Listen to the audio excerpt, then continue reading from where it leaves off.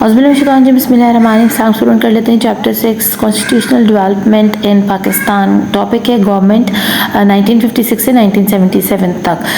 تو اس میں سے ہم جو سب سے پہلے پڑھیں گے وہ ہے government policies of general Muhammad Ayub Khan 1958 to 1969. بہت امپورٹنٹ ٹاپک. جنرل ایوب کا دور جو ہے 1958 سے 1969 تک ہے. اس میں بہت سارے ایسے کام ہوئے جو پاکستان کے لیے بہتر بھی تھے اور کچھ بڑے خطرناک بھی تھے. تو بڑے غور سے آپ نے اس ٹاپک کو سننا ہے. When the martial law was imposed in 1958, the country's law and order was in turmoil and political and economic crisis escalated.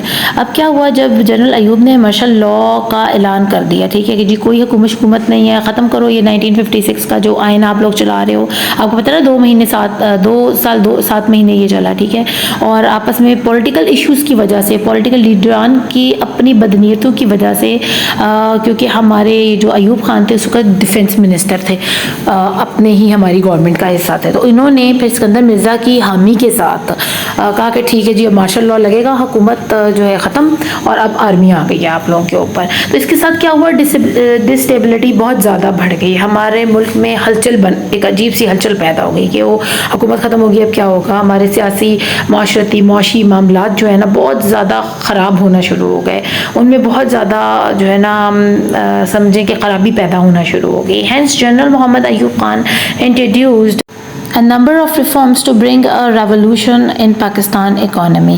جیسے میں نے آپ کو بتایا کہ جنرل محمد ایوب خان کیونکہ دل سے تو پاکستان کے لیے بہت بہترین کام کرنے آئے تھے, کیونکہ وہ بڑے پریشان تھے ان پولیٹیشینز کی یہ تمام حرکتیں دیکھ کے کہ یہ کیا کر رہے ہیں. جب آئین جو آ گیا اور اس سے فائدہ عام عوام کو پہنچ رہا ہے تو وہ کیوں نہیں پہنچنے دے رہے. اسی وجہ جو تھی نا اس کی مارشل لا لگنے کی وہ یہی تھی کہ عام بندے تک وہ فائدہ نہیں پہنچ رہا تھا جو کانسٹیٹیوشن نے اس کو دینا تھا, ٹھیک ہے, جو آئین میں لکھا ہوا تھا کہ ہر بندے کو مائنورٹی ہو چاہے میجورٹی ہو, ہر بندے کے حقوق کا خیال رکھا جائے. تو یہ چیزیں ہو نہیں رہی تھیں.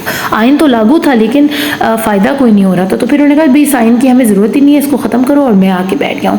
اب اس ہلچل اور مارا ماری کے دور کے اندر کیا ہوا کہ ایوب خان نے, لوگ ڈر رہے ہوئے تھے کہ اب پتہ نہیں آرمی ہمارے ساتھ کیا کرے گی, لیکن انہوں نے بہت ساری ایسی اقدام کیے, بہترین اقدام کیے جس سے ہماری معاشی حالت جو ہے نا پاکستان کی بہت بہتر ہوگی. اور وہ اقدام کیا کہتے ہیں اس کے بارے میں پڑھتے ہیں. ان 1959 he decided to move the capital of Pakistan from Karachi to a newly built city اسلام آباد. انہوں نے سب سے پہلے دارالخلافہ چینج کیا. آپ نے رومن امپائر میں بھی پڑھا ہوگا, آپ نے جو ترکی والے ہیں ان کو بھی, آپ نے کسی بھی مغلیہ دور کو بھی آپ دیکھ لیں, اگر کوئی بادشاہ کچھ کرنے آتا ہے نا جو واقعی اپنی عوام کے لیے کچھ کرنا چاہتا ہے, سب سے پہلے آ کے وہ اپنا دارالخلافہ چینج کرتا ہے, ٹھیک ہے. اس کو پتہ ہوتا ہے میں نے اپنا کیپٹل موو کرنا اور مجھے جہاں بہتر لگ رہا ہے نا, جہاں ہمارے عوام کی بہتری ہے, اس دارالخلافہ کو وہاں لے کر جانا چاہیے اور وہاں کے لوگوں کو ملا کر جو کہ واقعی عوام کا دکھ کرتے ہیں اس ملک کو اسٹیبل کیا جائے. تو انہوں نے کیا کیا, کراچی سے ہٹایا. ایسی بات نہیں تھی کہ کراچی میں ہونے سے کچھ غلط ہو رہا تھا, لیکن وہ بہتر سمجھ سک رہے تھے کہ میں اسلام آباد میں رہتے ہوئے اس کو زیادہ اچھے سے ڈیل کر سکتا ہوں. اگر میرا کیپٹل جو ہے پاکستان کا اسلام آباد میں ہوگا تو ہم بہت اچھے سے پورے ملک کو لے کر چل سکتے ہیں. تو کیپٹل چینج ہوا کراچی ٹو اسلام آباد, ان کے دور میں سب سے پہلا کام. آپ نے یاد کرنا, اب لکھتے جانا ساتھ پوائنٹس. پھر دوسری ریفارم جو ہے general Muhammad Ayub Khan introduce a comprehensive programme of local government popularity known as basic democracies. اب کیا ہوا, انہوں نے چھوٹی چھوٹی سی حکومتوں کا اجازت دے دی لوگوں کو. لوگ اپنے اپنے ضلع, اپنے اپنے علاقے, اپنے اپنے شہروں میں ایک چھوٹی چھوٹی سی سمجھ لیں کہ حکومت چلا رہے تھے, اور یہ بڑی پاپولر ہوئی. اس کو نام دیا گیا بیسک ڈیموکریسی کا, کہ اس کو کہتے ہیں کام کرنا, صحیح ہے, کہ ہم سب کو ہم ساتھ ملا کر لے کر چل رہے ہیں. ہر بندے کے مسائل جو ہیں نا وہ حل ہو رہے ہیں, کیونکہ حکومت ہر علاقے میں موجود ہے ان کے حساب سے, ٹھیک ہے, اور وہ حکومت جانتی ہے کہ ہمارے اس علاقے کے لوگوں کو کن کن چیزوں کی ضرورت ہے, کہ کون کون سے کرائم یہاں ہو رہے ہیں جن کو روکنے کی ضرورت ہے. تو اس طرح بڑا اسٹیبلٹی آئی ہمارے ملک کے اندر, اور پتہ کتنی ساری گورنمنٹس بنی اس طرح کی لوکل جو بیسک ڈیموکریسیز تھی. تقریباً 80,000 basic democrats were elected by the people to form a network of local government. Local government بنانے کے لیے لوگوں نے 80,000 ڈیموکریٹس کو, جمہوریت والوں کو اکٹھا کیا, ٹھیک ہے, اور وہ سارے بندے وہ تھے جو واقعی ملک کو ایک اتحاد دینا چاہتے تھے, ترقی دینا چاہتے تھے. تو آپ نے یہ دوسرا پوائنٹ اپنے ذہن میں رکھ لینا. اور یہ ایسے ہی نہیں بیٹھ گئے تھے ڈیموکریٹس, ان کو باقاعدہ الیکٹ کیا گیا تھا ووٹنگ کے ذریعے. General Muhammad Ayub Khan was elected as the president of Pakistan by basic democracies in 1960. اب جب یہ بیسک ڈیموکریسیز چھوٹی چھوٹی حکومتیں بن گئی نا, ان چھوٹی چھوٹی حکومتیں اتنی خوش ہوئی ایوب خان سے کہ ان کو اپنا پریزیڈنٹ بنا لیا ان ساری حکومتوں نے مل کر. اب چوتھا اقدام انہوں نے کیا کیا, تیسرا اقدام, ہی introduce the green revolution by establishing an elaborate irrigation system and mechanise farming. اب انہوں نے نہری نظام بنوایا, ٹھیک ہے, نہریں بنوائیں لوگوں کے لیے, کسانوں کے لیے آسانی ہوگی نا ان کے لیے, ٹھیک ہے. اس کو گرین سسٹم کا نام دیا گیا, گرین ریولوشن کا نام, گرین سبز انقلاب کا نام دیا گیا. سبز انقلاب کیوں؟ کیونکہ آپ کو پتا فصلوں میں فارمز کے اندر آپ کو ہر جگہ ہریالی اور سبزہ نظر آتا ہے. The government started an extensive literacy programme by building a number of schools and colleges throughout the country. چوتھا اقدام جو کیا گیا وہ حکومت نے جگہ جگہ تعلیمی ادارے قائم کیے کہ بہت ساری بلڈنگز بنائیں اسکولوں کے لیے اور کالجز بنائے تاکہ پوری کنٹری جو ہے نا اس سے فائدہ اٹھا سکے, وہاں کے لوگ لٹریٹ ہو سکیں, پڑھ سکیں. اور اب پانچواں اقدام دیکھتے ہیں. General Muhammad Ayub Khan's government is also known for rapid industrialization in Pakistan. اس کے علاوہ بہت ساری انڈسٹریز گرو کر گئیں, ہر کپڑا بنانے کی انڈسٹری ہے, جوتے بنانے کی, مشینری بنانے کی, گاڑیاں, سلائی مشینیں, واشنگ مشینیں, پنکھے بنانے کی, ٹھیک ہے نا. تو حالانکہ مارشل لاء کے اندر اتنی ڈیولپمنٹ سمجھ میں نہیں آتی, ٹھیک ہے نا. مارشل لاء کا مطلب ہوتا ہے کہ بس آپ کو تھوڑا سا ٹائم ملے گا, باہر نکلیں, کھانے پینے کی چیزیں اور واپس اپنے گھروں کے اندر. اگر کوئی ایسا پھرتا نظر آ جاتا تو ان کو شوٹ ایٹ سائٹ کا حکم ہوتا ہے آرمی والوں کو. ہر جگہ آرمی گھوم رہی ہوتی ہے. آرمی ان کے دور میں بھی ایسے ہی گھوم رہی تھی, سختی ان کے دور میں بھی تھی, لیکن ڈیولپمنٹ کو بریک نہیں لگائی گئی تھی. حکومت نے بڑی خوبصورتی سے لوکل گورنمنٹ, چھوٹی چھوٹی گورنمنٹس بھی بنا دی تھی, ٹھیک ہے, اور سب عوام بھی بڑی خوش تھی. اور بڑا ہی سنہرا دور تھا جو میں اپنے بڑوں سے سنتی ہوں, ایوب خان کا دور. لوگ بڑے خوش تھے, لوگوں کے ہر گھر میں چولہا جل رہا تھا, ہر گھر کھا پی رہا تھا اور خوشیاں منا رہا تھا. اور آپ کو پتہ ہے انڈسٹری لگنے سے کیا فائدہ ہوتا ہے, بہت ساری امپلائمنٹس آ جاتی ہیں, ٹھیک ہے, بہت سارے نوکریاں ملتی ہیں لوگوں کو. تو جن کی کوئی زمینیں نہیں تھیں یا جو کچھ خاص پڑھے لکھے ہوئے نہیں تھے لوگ, وہ ان انڈسٹریز میں نوکری کر کے اپنا اچھا گزر بسر کرنے لگے. He paid special attention towards the foreign policy of Pakistan and signed different agreements with USA, France, China and the United Kingdom. اب کوئی بھی اچھا اگر حکمران آتا ہے تو اس کا کام یہ ہوتا ہے کہ وہ فورن کے جو ہے نا امبیسڈرز ان کے ساتھ اور فورن افیئرس کو بہت اسٹیبلائز رکھتا ہے, ٹھیک ہے. یعنی ضرورت پڑنے پر وہ باہر کے ملک سے امداد بھی لے سکتا ہے, ان سے مدد بھی لے سکتا ہے, ٹھیک ہے, ان سے اسلحہ خرید سکتا ہے, ان کو اسلحہ بیچ سکتا ہے, امپورٹ ایکسپورٹ کا کام گروتھ میں آ سکتا ہے, ٹھیک ہے نا. تو انہوں نے کیا کہ بہت سارے ایگریمنٹس کیے یو ایس اے کے ساتھ, فرانس, چائنا اور یو کے کے ساتھ. اور یہ ایگریمنٹس کیا تھے, ترقی پر بیس تھے, فورن پالیسیز تھیں کہ اگر ہمیں کوئی پریشانی یا مشکل پیش آتی ہے تو یو ایس اے اور یو کے کا کیا کردار ہوگا اس مشکل, اگر جنگ لگ جاتی ہے تو یو کے, U S A, China, France ہماری کیسے مدد کرے گا. اب پانچواں چھٹا کام یہ کیا, he signed Indus water treaty in 1960 with India to resolve the water crisis. سب سے خوبصورت کام, انڈیا نے ہمارا پانی بند کر دیا تھا جس کی وجہ سے کھڑی فصلیں کسانوں کی جو ہے نا تباہ ہو کے رہ گئی تھیں, ٹھیک ہے. تو انہوں نے کیا کیا, ورلڈ بینک کے ساتھ مل کر ایک معاہدہ کیا انڈیا کے ساتھ جس کو سنتاس معاہدہ کہتے ہیں, جس کے ذریعے 3 دریا آپس میں بانٹ دیے گئے. اس طرح پھر انڈیا ہمارا پانی نہیں روک سکتا, ٹھیک ہے نا, اور ہمارے ملک میں جو ہے نا پانی کی کمی وہ دور ہوئی. تو یہ بڑا ہی خوبصورت کام تھا. اس کو انڈس واٹر ٹریٹی یا سنتاس معاہدے کے نام سے جانا جاتا ہے. سپٹمبر میں یہ ہوا تھا 1960 کے سال کے اندر, ٹھیک ہے. He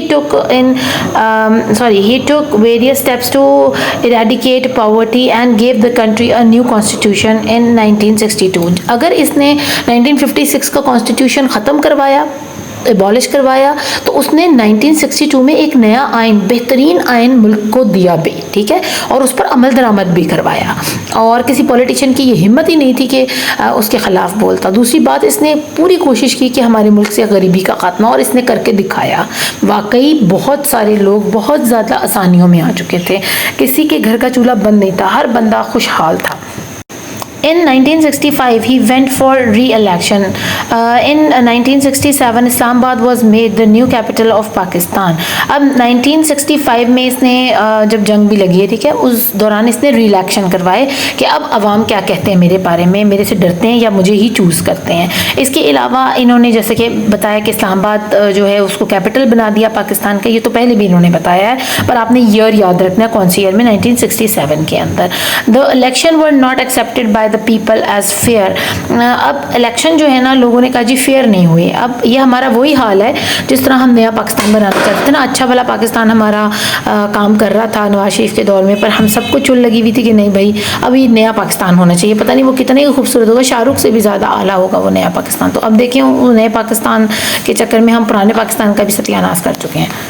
اب یہ وہی لوگ ہیں جن پولیٹیشینس کو اس نے اپنے اس دور میں اتارا تھا جب اس نے ماشاء اللہ لگایا تھا, انہی لوگوں نے یہ بے چینی لوگوں کے اندر پیدا کر دی ہے کہ جی ہم مانتے نہیں سلیکشن کو, لو تم دوبارہ سے تمہیں سلیکٹ کر لیا گیا, یہ تو کوئی طریقہ نہیں ہے, آرمی نے دھاندلی کی ہے, یہ ہے وہ ہے سب جو ہوتا ہے.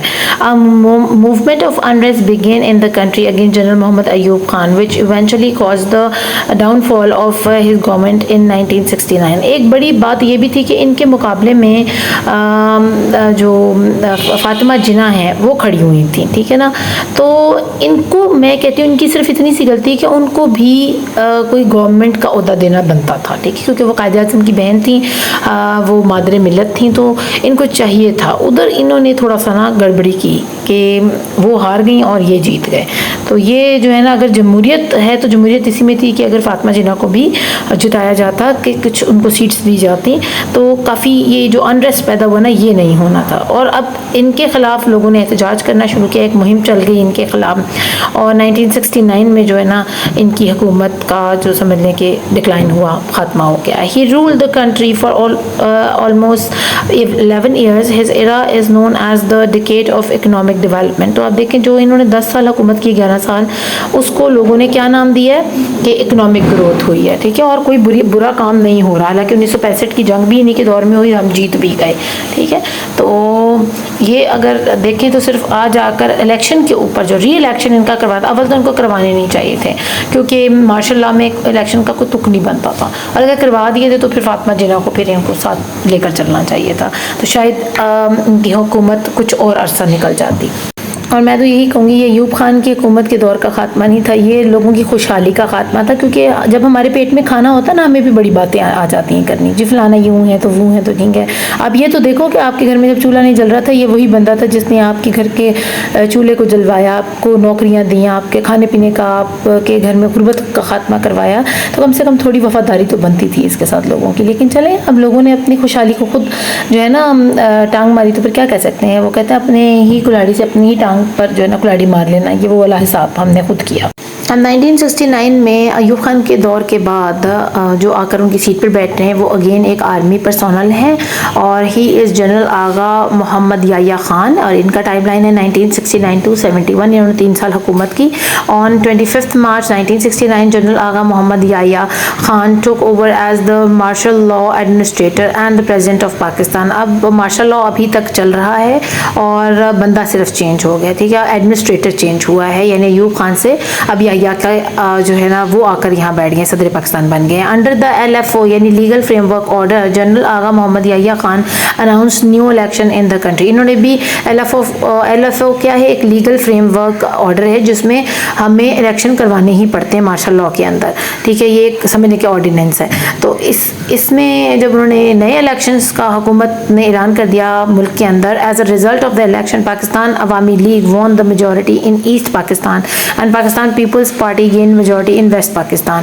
اب آپ نے یہ ذہن میں رکھنا ہے کہ ابھی 1969 چل رہا ہے اور ہمارے پاس مشرقی اور مغربی دونوں پاکستان موجود ہیں ٹھیک ہے. اب جو عوامی لیگ ہے نا وہ جیت گئی ہے بنگلہ دیش سے, جس کو آج کے دور میں ہم بنگلہ دیش بلاتے ہیں, اس وقت ہم مشرقی پاکستان کہتے تھے. اور پیپلز پارٹی جو ہے وہ ہمارے مغربی پاکستان یعنی ہماری جس پاکستان میں اب ہم رہ رہے ہیں یہاں سے پیپلز پارٹی جیت گئی ہے. اب یہاں پر کیا فتنہ فساد شروع ہوتا ہے, بڑے غور سے سننا ہے, رٹا مارنے کی ضرورت ہی نہیں ہوگی, ویسے یاد ہو جائے گا آپ کو. اب شیخ مجیب الرحمان the leader of the عوامی league demanded to become the prime minister of Pakistan.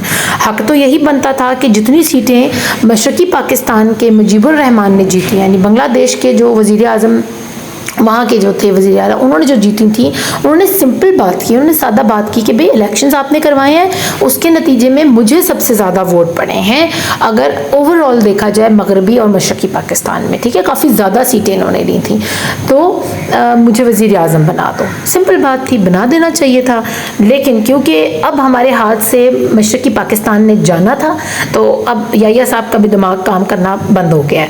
اب کیا ہو رہا ہے کہ یہاں پر however no decision with a mutual consensus could be reached. ابھی فیصلہ ہی نہیں ہو پا رہا تھا. پیپلز پارٹی کہتی نہیں جی یہ کیا بات ہوئی, ہم نے بھی وزیر اعظم بننا ہے. اور بھائی تم لوگ کچھ اور کر لو, کچھ اور بن جاؤ. اب ایک بندہ جو اتنی میجورٹی کے ساتھ جیتا ہے اس کو بیٹھنے 2 سیٹ کے اوپر, اگلی دفعہ تم کر لینا. الیکشنز کون سے رک رہے ہیں, 5 سال کی تو بات ہے, ملک کا سوچو, ملک کا نہیں سوچ رہے. اب سیٹ کی دھکم پیل سٹارٹ ہو گئی ہے, کھینچاتانی ہو رہی ہے. The political crisis depend when the session of the National Assembly was postponed for an indefinite period. اب کیا ہوا کہ اس چیز کا فیصلہ کرنے کے لیے مجیب الرحمان جو کہ مشرقی پاکستان سے جیتے ہیں ان کو وزیر اعظم بنا لیا جائے یا نہیں. مجیب الرحمان تھوڑی دیر کے لیے ٹھنڈے ہو گئے کہ جی چلو یہ سیشن ہونے لگا ہے, اس میں کوئی نہ کوئی جو ہے نا میرے لیے فیصلہ اچھا ہو جائے گا, لیکن اس کو پوسٹ پون کر دیا گیا اس سیشن کے, اور یہ بھی نہیں بتایا گیا کہ کب دوبارہ یہ سیشن منعقد کیا جانا ہے, یعنی انڈیفینٹ ٹائم کے لیے. کسی کو پتہ ہی نہیں تھا کہ یہ دوبارہ نیشنل اسمبلی یہ سیشن کروائے گی یا نہیں کروائے گی. اب کیا ہوا, ان کا دماغ گھومنا شروع ہو گیا مجیب الرحمان کا. The political situation of East Pakistan became worse and India supported the rebels in East Pakistan. اب یہاں پر انڈیا کا کردار سامنے آتا ہے فتنے فساد کا, ٹھیک ہے. اب وہ اپنے آپ کو بہت اچھا ثابت کر رہا ہے. لڑائی جھگڑا ڈلوا کر اس نے اپنے جیلوں میں سے جتنے گنڈے اور جتنے قاتل تھے اس نے مشرقی پاکستان کے اندر گھسیٹ دی, اور یہ کہہ کر گھسیڑے کہ جی دیکھیں یہ نا مسلمانی ہیں جو کہ وہاں سے ہجرت کر کے ادھر آئے ہیں پاکستان کی انڈیپینڈنس کے بعد, اور وہ یہاں پر فتنے پھیلانا شروع کر رہے ہیں, تو اب ہم آپ کو بچائیں گے. یعنی مشرقی پاکستان والوں کو انڈیا نے کہا کہ ہم آپ کو آپ کے ہی مسلمان بھائیوں سے بچانے کے لیے فورسز انٹر کرنے لگے ہیں مشرقی پاکستان کے اندر. اور پھر اس طرح جنگ کی ابتدا ہوئی. کیوں ہوئی؟ کیونکہ وہاں پر مسلمانوں کے اوپر جو ہے نا ظلم اور زیادتی ہو رہی تھی بہت شدید قسم کی, اور وہ مار تو کوئی اور رہا تھا لیکن نام مجیب الرحمان کا لگ رہا تھا کہ مجیب الرحمان کیونکہ وزیر اعظم نہیں بنایا گیا اس وجہ سے یہ دنگے فساد ہو رہے ہیں مشرقی پاکستان کے اندر.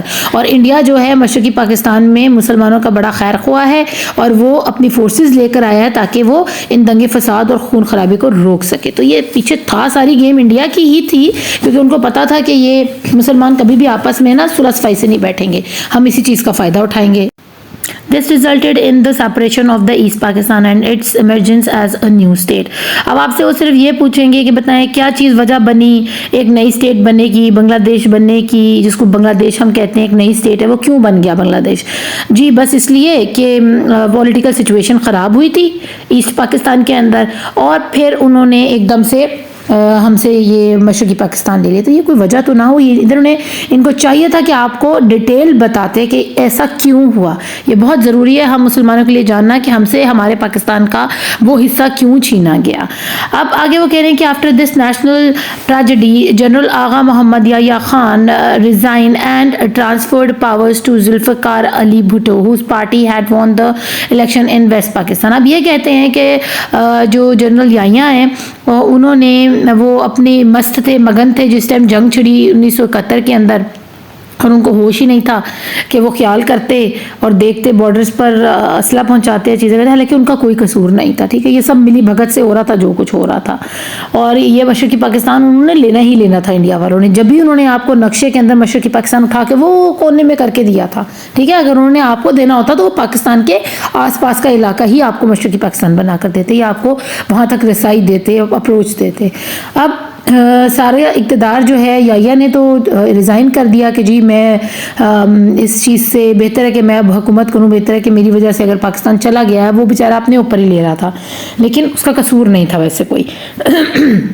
ان کی جگہ جو ہے پھر ذوالفقار علی بھٹو نے سنبھالی آ کر جو صدارت کی کرسی ہے. کیوں؟ کیونکہ پیپلز پارٹی مغربی پاکستان جس میں اب ہم رہ رہے ہیں, یہاں سے یہ لوگ جیتے تھے الیکشن, حالانکہ ان کی اتنی اکثریت نہیں تھی جتنی اکثریت وہاں مجیب الرحمان کی تھی. تو ہم آپس میں مسلمان اتفاق سے نہیں بیٹھے, اس لیے ہمارے ہاتھ سے مشرقی پاکستان چلا گیا. یہ یحییٰ کا قصور نہیں تھا.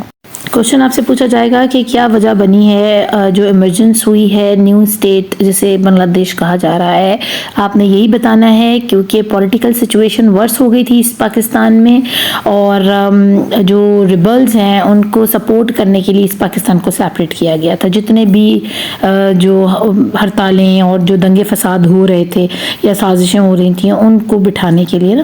لاسٹ ٹاپک پڑھتے ہیں ذوالفقار علی بھٹو. ان کا جو ٹائم لائن ہے وہ 1971 سے 77 تک ہے. Zulfiqar Ali Bhutto took over as the president and chief martial law administrator on 20 دسمبر 1971. اب یحییٰ کے بعد یعنی یحییٰ سے پہلے ایوب خان کا دور, پھر یحییٰ کا دور اور اب فائنلی ذوالفقار علی بھٹو آ گئے ہیں, ایڈمنسٹریٹر بنے ہیں یہ مارشل لا کے. ابھی بھی مارشل لا چل رہا ہے اس ملک کے اندر اور تاریخ ہے یہ 20 دسمبر 1971. The most difficult task for Zulfikar Ali Bhutto was to restore democracy in the country. اب بھٹو کو جیسے ہی اس سیٹ پر بٹھایا گیا ان کا سب سے پہلا کام یہ تھا کہ جمہوریت کو بحال کیا جائے, یعنی مارشل لا ختم اور جمہوریت آ جائے واپس. یہ ملک جو ہے نا کانسٹیٹیوشن کے اوپر چلنا شروع ہو, یعنی اس میں آرمی راج نہ ہو, باقاعدہ آئین کے مطابق لوگ اپنی زندگیاں گزاریں, ملک کو آئین کے مطابق دوبارہ سے چلایا جائے. He focused on the formation of a new constitution which was adopted on 14 August 1973. اب انہوں نے کہا کہ اب ہمیں 1962 والا جو ایوب کے دور میں چھوڑ کر ہو گیا تھا آئین, اس کو چینج کرنے کی ضرورت ہے. اگر ہم نے آئین کے مطابق حکومت کرنی ہے تو ہمیں آئین بھی چاہیے. تو انہوں نے کوشش کی کہ ہم نیا آئین مرتب کرتے ہیں اور اس کی کوشش کو انہوں نے پورا کیا تقریباً جا کر 14 اگست 1963 کے اندر اپنی حکومت کے 2 سال بعد. ٹھیک ہے, جب وہ 2 سال ہو چکے تو 2 سال میں انہوں نے اس کو ترتیب دیا کانسٹیٹیوشن کو, آئین کو. اب A parliamentary form of government was introduced where the prime minister would be the head of government. اب کیا تھا, صدر سے اختیارات لے لی گئے تھے, مارشل لا ہٹ گیا ہوا تھا اور ذوالفقار علی بھٹو نے باقاعدہ وزیر اعظم کو ہیڈ آف دا گورنمنٹ قرار دے دیا کہ اب وزیر اعظم کے ہاتھ میں ہے, ملک وہ چلائے گا آئین کے مطابق. Zulfiqar Ali Bhutto invested in industrial development as he believed that it was the first and the foremost step to gain economic stability. دوسرا جو بڑا کام انہوں نے کیا وہ یہ تھا کہ انہوں نے بہت زیادہ انویسٹمنٹ کی انڈسٹریل ڈیولپمنٹ کے اندر, انڈسٹریاں لگائیں بڑی بڑی, چاہے وہ سوئی بنانے کی ہو, جوتے بنانے کی ہو, جہاز بنانے کی ہو, کھاد بنانے کی ہو, کچھ بھی ہو. انہوں نے انڈسٹری کو ڈیولپ کیا تاکہ نوکریاں جنریٹ ہو سکیں, لوگ خوشحال ہو سکیں, ہمارے ملک کی معاشیت دوبارہ سے اسٹیبل بحال ہو سکے. He also nationalised all the industries, bank and insurance companies. اب اس کے علاوہ انہوں نے کیا کیا, تمام انڈسٹریز کو, اکنامک سیکٹر کو اور جتنے بھی ہمارے بینکس ہیں ان کو, اور گورنمنٹ کے بہت سارے ایسے ادارے تھے جن کی یہ خواہش تھی کہ انشورنس کمپنیز بھی جو ہے نا نیشنل درجے پر آ جائیں. ٹھیک ہے, یعنی انہوں نے اپنی گورنمنٹ کے انڈر کر لیا ہوا تھا. اگر اب میرے پاس انڈسٹری ہے نا تو انہوں نے میرے سے لے لی ہے, مجھے بھی اس کا فائدہ ہوگا, لیکن اب وہ انڈسٹری گورنمنٹ کی ہو گئی ہے. تو اس قسم کا سین چل گیا تھا. تو آپ نے یاد رکھنا ہے کون کون سی چیز کو انہیں نیشنلائز کیا تھا, تمام انڈسٹریز کو, بینکس کو اور انشورنس کمپنیز کو. ٹھیک ہے. Bhutto government initiated agricultural and land reforms and help farmers to adapt mechanised farming. اب انہوں نے کوشش کی کہ لوگوں کو مشینریوں کے استعمال کے ساتھ جو ہے نا فارمنگ کرنا سکھائی جائے, یعنی ہل کا استعمال اور دوسری جو وہ دیسی چیزیں استعمال کرتے ہیں ان سے ہٹا کر ذرا ایڈوانسمنٹ کی طرف کیا. اور زراعت کو انہوں نے کہا کہ ادھر تبدیلی لانے کی بہت ضرورت ہے کیونکہ یہاں انقلاب آ سکتا ہے, کیونکہ اللہ نے ہمیں جو زمین تاکہ وہ بڑی زرخیز ہے, اور تو ہمارے ملک کو اگر اسٹیبل کرنا تھا ہمیں تو ایگریکلچر کے سیکٹر کو ڈیولپمنٹ بہت ضروری تھی, وہاں پر میکینزم لانا بہت ضروری تھا, فارمرز کو ایجوکیٹ کرنا بہت ضروری تھا کہ آپ ایڈوانس ٹیکنالوجی کے استعمال سے بہت زیادہ فصل حاصل کر سکتے ہیں. تو بس ان کا یہ اقدام بہت بہترین تھا. He formulated a strong foreign policy for Pakistan. جس طرح ایوب خان نے کی, انہوں نے بھی فارن پالیسی کو بہت زیادہ اسٹرانگ کیا, باہر کے ملکوں کے ساتھ زیادہ روابط قائم کیے. National elections were held in Pakistan on 7 March 1977 but the opposition parties did not accept the results of the elections. ان کے ساتھ بھی ایوب صاحب والا ہی کام چلا.